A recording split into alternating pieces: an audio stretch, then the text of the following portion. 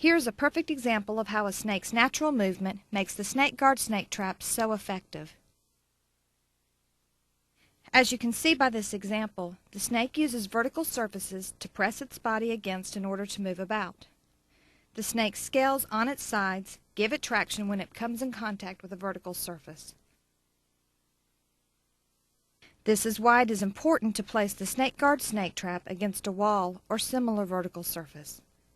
Left alone, snakes will naturally move to walls when in an enclosed area. Since the snake can enter either end of the trap, it will not go around it, but will enter the trap and be captured.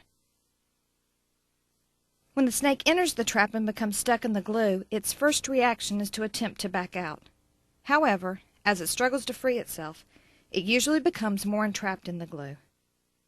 As you can see, almost the entire body of the snake is trapped in the glue. The snake is so securely trapped that the snake guard snake trap inventor is unconcerned about holding it above his head. The only part of the snake hanging free is the portion not in contact with the glue. This snake is completely trapped.